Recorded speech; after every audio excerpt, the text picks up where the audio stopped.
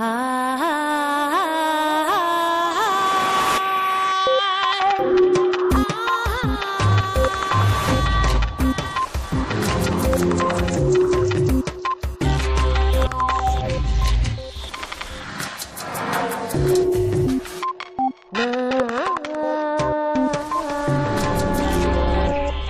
grande es el tabú del suicidio que algunos ni siquiera se atreverán a pronunciar la palabra. Karl Menninger. Hoy en Redes hablaremos del suicidio. Por encima del tabú y del miedo al contagio del acto suicida, hemos de aceptar la necesidad de hablar abiertamente de la que es la segunda causa de muerte en el mundo entre los 15 y los 30 años. El suicidio no puede tacharse de correcto o incorrecto. Hemos descubierto que es una enfermedad que se puede tratar y prevenir. El psicólogo Thomas Joyner vivió la muerte por suicidio de su padre, y gran parte de su trabajo en la Universidad de Florida está dedicada a la comprensión y la prevención de los comportamientos suicidas.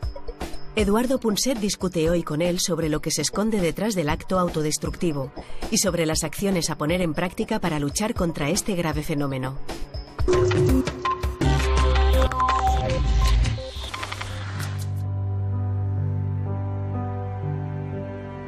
Nunca lo tuve tan claro como cuando mi hijo de 3 años me preguntó por qué mi padre no vivía. Respiré hondo y le contesté algo así como: bueno, ya sabes que las personas pueden caer enfermas, como cuando te resfrías o te duele el estómago. A la gente le puede doler el cuerpo, pero también la mente. Esta puede ponerse malita, a veces muy malita. Mi papá se puso muy enfermo de la mente. Se sintió tan solo y triste que ya no quiso vivir más. Cuando la gente se siente así durante mucho tiempo, a veces piensan en hacerse daño o incluso en matarse. Y eso fue lo que hizo mi papá.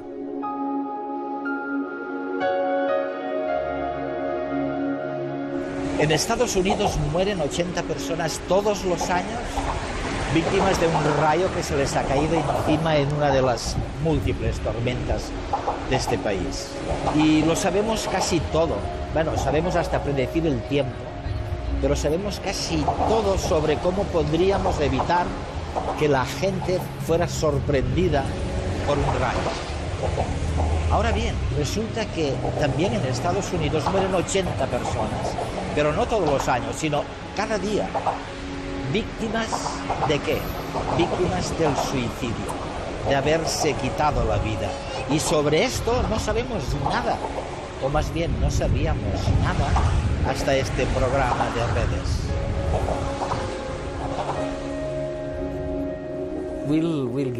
Y abordaremos después lo que significa exactamente 1 millón de muertes por suicidio en el mundo, si es mucho o si es poco.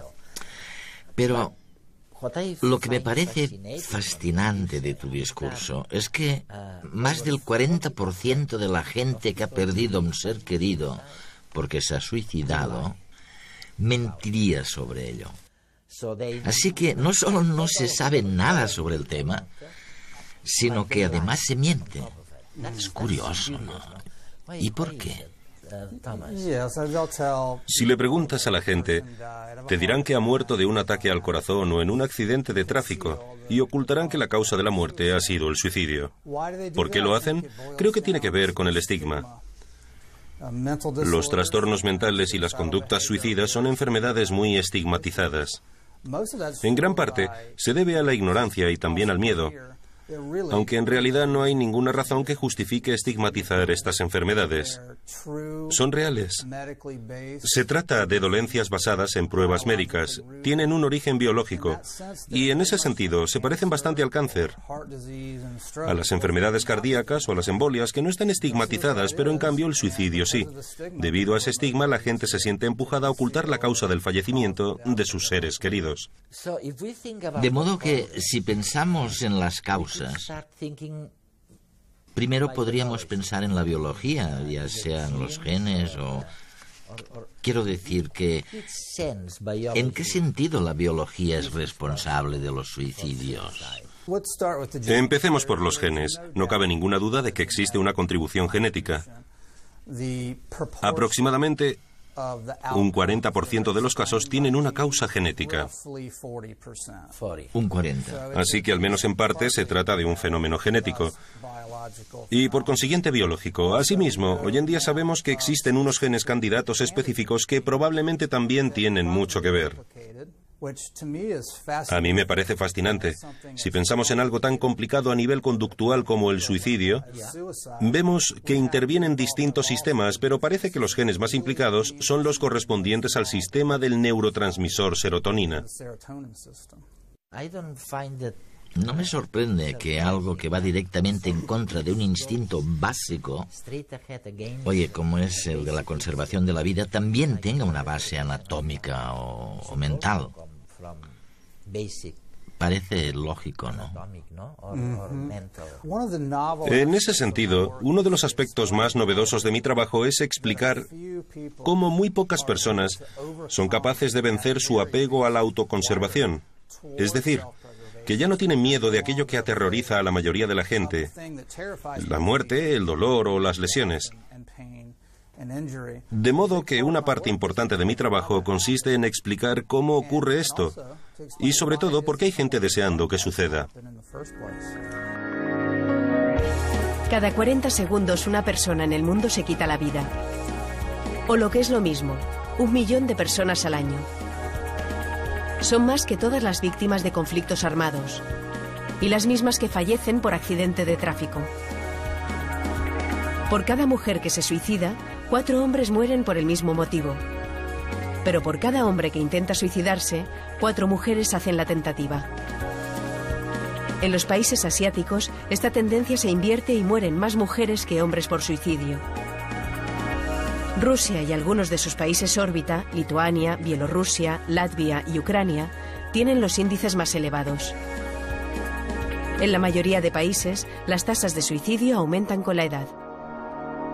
El índice de suicidios más elevado se produce en personas mayores de 65 años, llegando a cifras 4 veces más altas que las de adolescentes.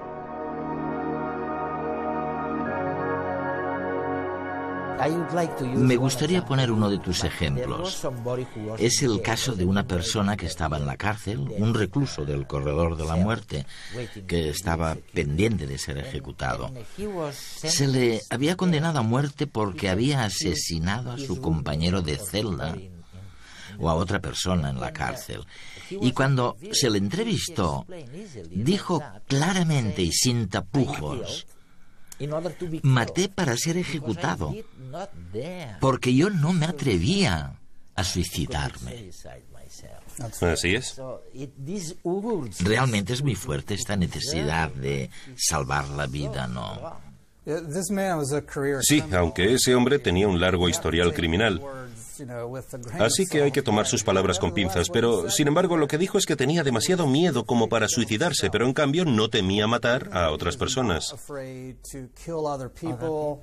A otra gente.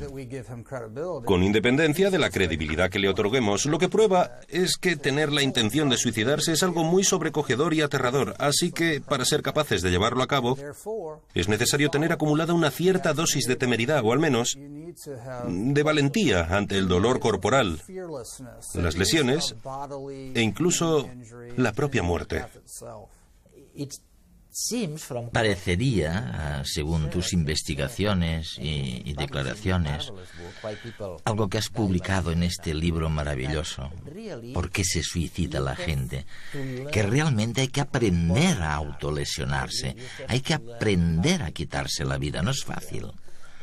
Lo primero, según comentabas antes, es que hay que perder el miedo o pánico a la muerte. Pero lo segundo es que tenemos que aprender a quitarnos la vida. ¿Cómo podemos aprender esto? Es un proceso similar. Hay una curva de aprendizaje, por llamarlo así. Eso es. En cuanto al método, descubrimos que las personas que se acaban suicidando generalmente le han dado vueltas durante meses y a veces años al método que utilizarán para quitarse la vida. Al menos mentalmente, se van acostumbrando a la idea de pensar en los problemas que pueden surgir y aprenden. Al menos lo hacen mentalmente. Pero otros también pasan a la acción y acaban haciendo cosas que no les matarán, pero que empezará a darles pistas sobre el método, el dolor y el miedo. Y cuando evolucione su verdadero deseo de morir, esa combinación de personalidad temeraria y deseo sincero de morir, dicha combinación es la que acabará llevando a un suicidio mortal.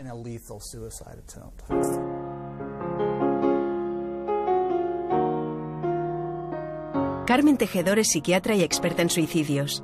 Trabaja en el Hospital de San Pablo de Barcelona y es una de las personas responsables del primer plan de prevención de suicidios llevado a cabo en España, concretamente en el barrio barcelonés del Ensanche Derecho, donde viven 125.000 personas. En 2 años, la doctora Tejedor y su equipo han identificado y tratado a 2.000 pacientes con tendencias suicidas. Por cada suicidio que se consuma, hay 20 o 30 personas que ponen en juego su vida para cambiarla. Entonces, es en estos casos en los que se puede prevenir la mortalidad por suicidio. El plan, en síntesis, sería coordinar las instituciones sanitarias, es decir, el médico de cabecera, el psiquiatra, cualquier persona que atiende de servicios sociales a un sujeto que puede tener ideación suicida o riesgo suicida. Por ejemplo, uno de los trabajos es, en un centro, un área básica de salud, una enfermera toma la tensión, mira el azúcar, saca sangre y le pregunta a la gente sobre la ideación suicida sin más, ¿no? Y entonces el 15% de la población piensa en el suicidio en la última semana antes de que le visiten. Se trata de que estas personas, detectarlas y saber todos dónde hay que ir, dónde hay que dirigirse y tener un dispositivo las 24 horas del día que puedan atender a estas personas. Pero ¿cómo se puede identificar a aquel que intentará suicidarse? ¿Qué señales se han de tener en cuenta? ¿Y de qué manera debemos actuar en caso de tener a alguien cerca con esta problemática? De cara a la gente de la calle yo diría, mira, el que habla del suicidio es el que se mata y es el que lo hace. Lo que pasa es que normalmente tendemos a negar la posibilidad. No niegue nunca esa posibilidad del suicidio y pregunte por qué quieres hacerlo. Para prevenir, lo que hay que hacer es permitir que la gente hable del suicidio, de sus ideas, escucharle y acompañarle a un profesional que le pueda tratar, le pueda cuidar. Y, en tercer lugar, aplazar la decisión. Hay que decirle a la persona en crisis que, de acuerdo, no llevarle la contraria ni cuestionar sus deseos de muerte, sino decir, espérate, siempre puedes hacerlo mañana, ahora primero busquemos soluciones. Una vez identificados los suicidas potenciales, llega el momento de tratarlos para evitar que caigan en una crisis de nuevo. ¿Cuál es el tratamiento aconsejado según el plan de prevención y qué resultados ha obtenido? Lo que hacemos es un tratamiento psiquiátrico de la depresión, la psicosis, la adicción a tóxicos, o si es un enfermo médico, ajustar el tratamiento, el dolor, la analgesia. Lo que hemos visto es que en la dreta de l'Eixample repiten el intento de suicidio al cabo de un año el 10%. En cambio, en otros barrios donde no hay este plan repiten el 30%. Si esto mismo lo dijéramos con el cáncer, hemos conseguido aumentar hasta tal punto la supervivencia y la no recidiva, sería un gran logro. Y esto lo es.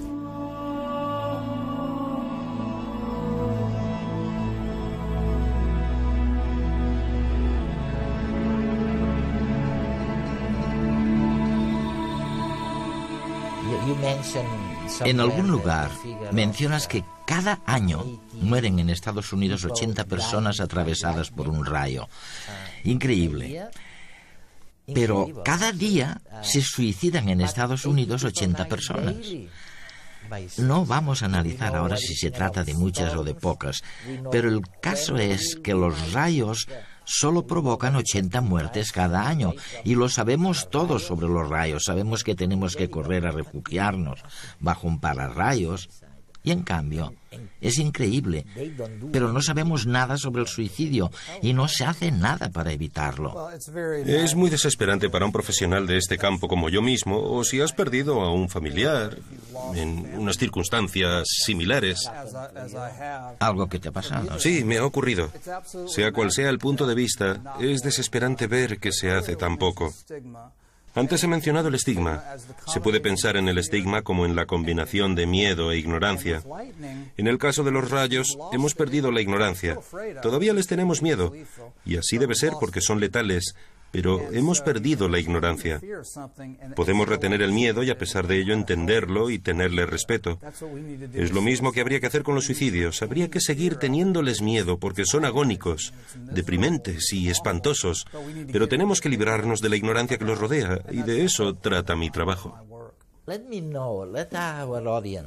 Permítame que te pregunte una cosa. Permítame que le explique un poco a nuestra audiencia lo que hay detrás de tu profesión, esa lucha contra el suicidio. No hemos mencionado la soledad, la vida solitaria como una de las razones del suicidio. Creo que Durkheim fue el primer teórico que dijo algo así como es un trastorno social. Clasificó todos los suicidios en 4 subtipos en función de si se habían producido disturbios sociales, de si la persona estaba desconectada de la sociedad o al revés, excesivamente enganchada a la misma, etc. Uno de los subtipos lo denominó suicidio altruista, la idea de que alguien se suicidaba por el bienestar de los demás. Hay algo de válido en esa teoría. Incluso la he incorporado en mi modelo con el nombre de percepción del sentimiento de carga. Sí, es verdad. Consiste en que algunas personas piensen que desde el punto de vista de la colectividad vale más muertas que vivas. Ya puedes imaginarte que si tienes esa idea en la cabeza y realmente crees que es cierto, te puede llegar a inducir a un comportamiento suicida.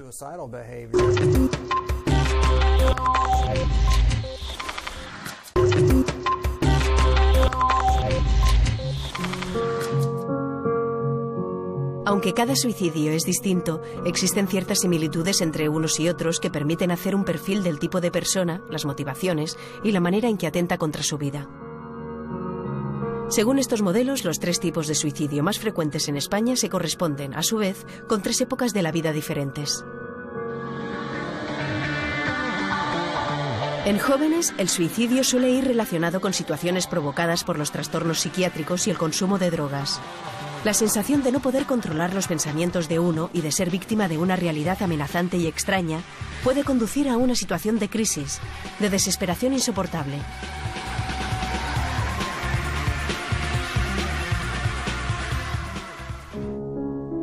Los suicidios más frecuentes en adultos se producen durante periodos de crisis vital. Problemas económicos y de relaciones personales, especialmente en relaciones de pareja, pueden llevar a las víctimas a un callejón sin salida, en que acabar con la vida de uno mismo puede perfilarse como única forma de escapar.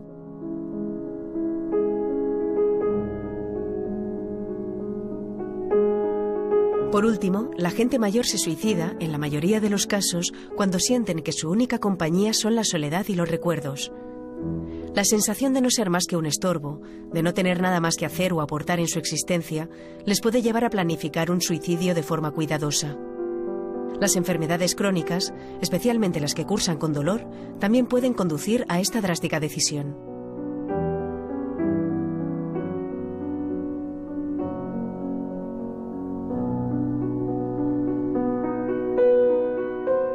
Afortunadamente, la inmensa mayoría de intentos resultan fallidos, y después de una tentativa se abren nuevas opciones. A través de tratamientos farmacológicos y psicológicos, muchas personas descubren razones para seguir viviendo.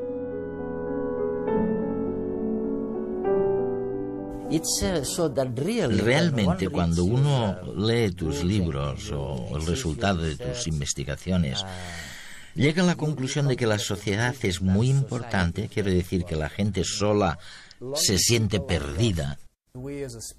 Como especie somos criaturas muy gregarias, nos necesitamos, es lo que explica las conexiones cerebrales. Necesitamos estimulación social y si no la obtenemos, nuestros cerebros empiezan a fallar. Sabemos que los hombres se suicidan 4 veces más que las mujeres. ¿Pero quién más se suicida? ¿Gente muy joven? ¿Gente muy mayor? Sabemos lo que hace la gente sola, pero Además de ellos, ¿quién se suicida? En lo que respecta a la edad, en los Estados Unidos al menos, la mayoría piensa que se trata de un fenómeno adolescente, de un fenómeno juvenil. Porque eso es lo que venden los medios de comunicación, pero la realidad demuestra lo contrario. El índice de suicidios es muy superior entre la gente mayor que entre los jóvenes. Y también creo que se debe al hecho de que sentimientos como el de creerse una carga, sentirse solo e incluso no tener miedo al dolor corporal, estos sentimientos son mucho más comunes entre la gente mayor que entre la gente joven.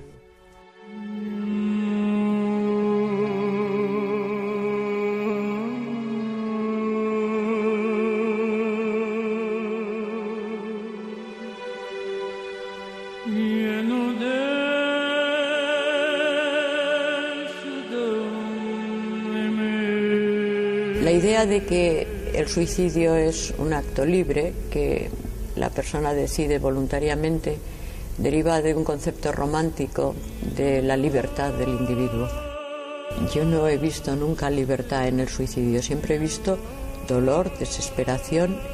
Es un poco la muerte más desoladora que cabe.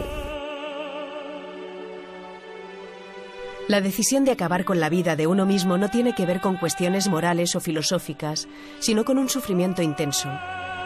¿Cuáles son las causas más frecuentes que llevan al suicidio?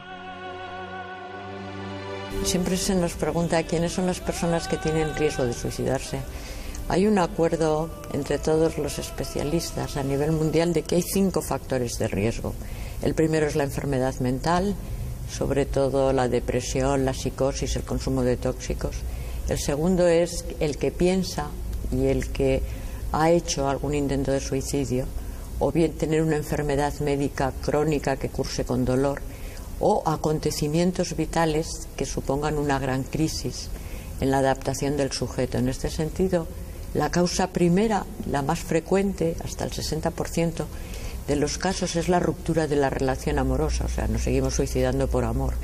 Después vendrían los problemas en el entorno familiar y luego ya otros problemas laborales o económicos. Y en quinto lugar, el quinto factor es el aislamiento social, el desarraigo, el no tener vínculos con sus semejantes. A veces nos da miedo hablar de suicidio porque creemos que es algo contagioso, que cuando alguien cercano o famoso decide dejar de vivir puede llevar a otros a considerar esta opción como algo deseable. ¿Qué hay de cierto en este supuesto efecto dominó? Se habla del famoso efecto dominó, que es muy difícil de demostrar y que los estudios que hay son muy contradictorios. Nosotros los que hemos hecho, pues por ejemplo, después de programas y largos que han salido en televisión aquí en Cataluña y en Barcelona, no han aumentado para nada las tentativas de suicidio o los intentos suicidas en los hospitales de Barcelona. Las tasas de suicidio son desesperadamente estables desde que tenemos estadísticas en el siglo XIX. Hay casos, por ejemplo el de Kurt Cobain, el de Nirvana, que los servicios de suicidología de Seattle hicieron un funeral, participó toda la juventud y no aumentaron los intentos de suicidio. Es un poco simple pensar que porque leas en el periódico o veas en la tele que se ha matado a alguien, tú te vas a matar, si previamente no hay una psicopatología y una situación de crisis.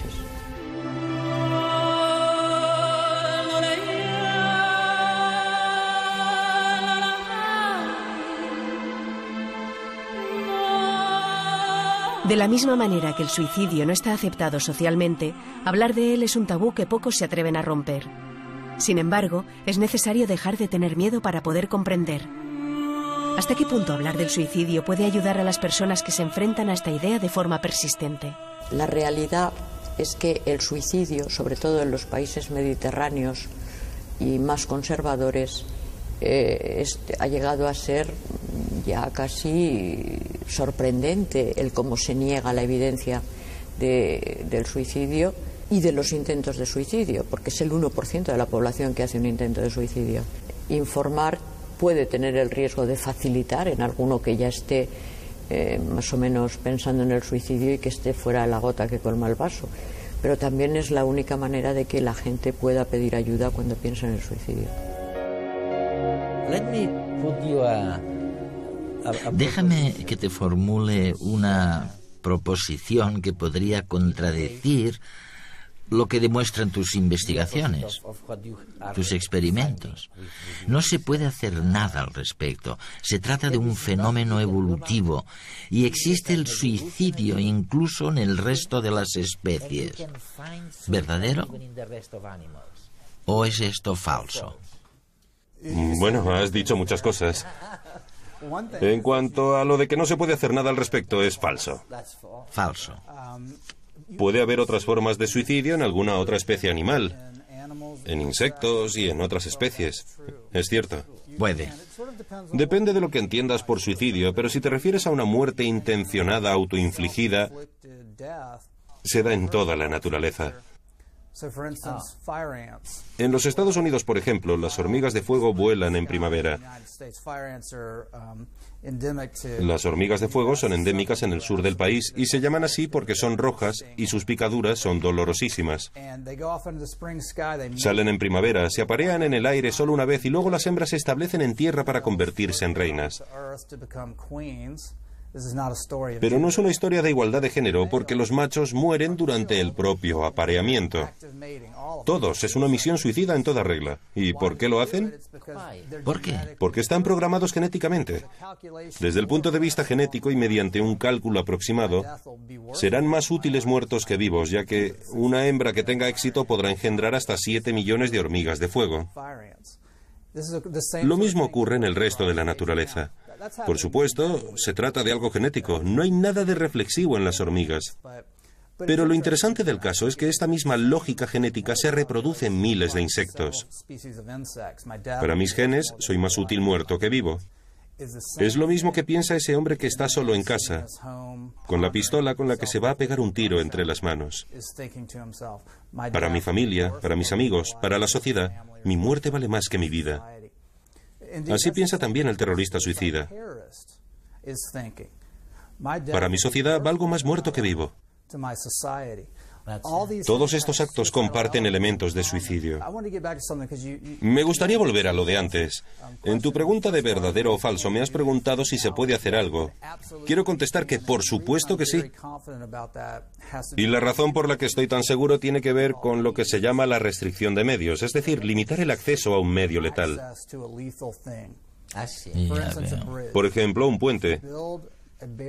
Si construyes una barrera en ese puente del que mucha gente se arroja hacia la muerte, desciende el número de muertes.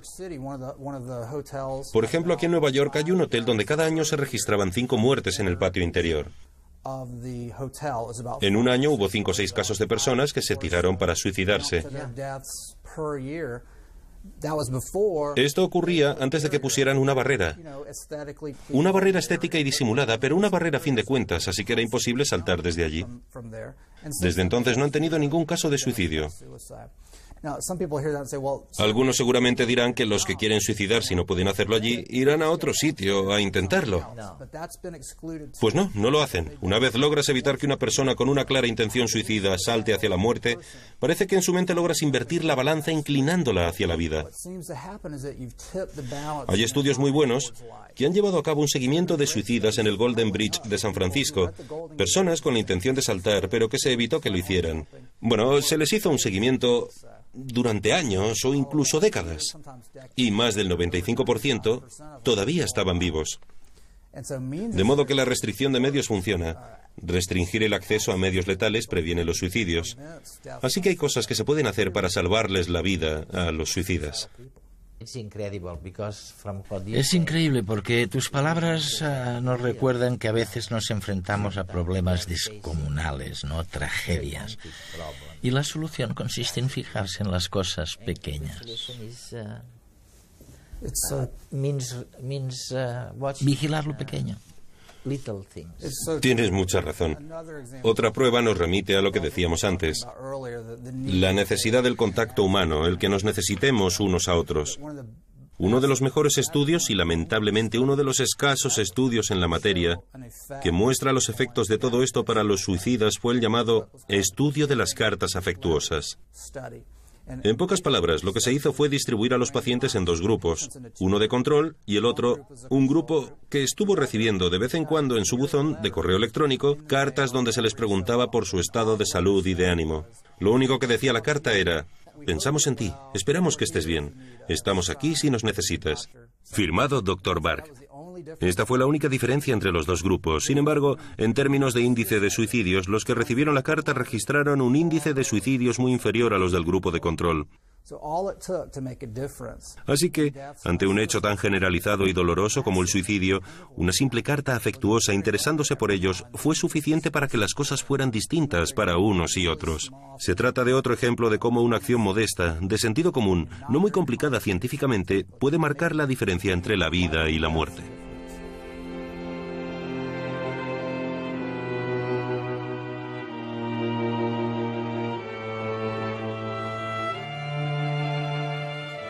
El tema del suicidio de verdad que es un tema intratable, es un tema doloroso, es un tema complejo. Bueno, un 44% ya lo han oído de la gente que han tenido algo que ver con el suicidio, dice mentiras, no quiere decir la verdad de lo que ha ocurrido. Y es que seguimos sabiendo muy poco.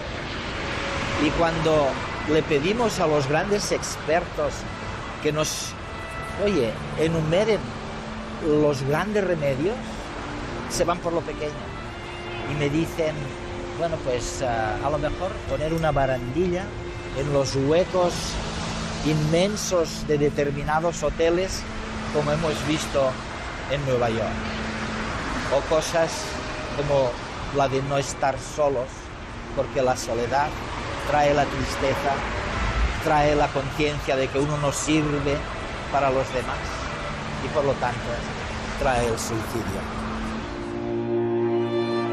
No tengas miedo a la vida.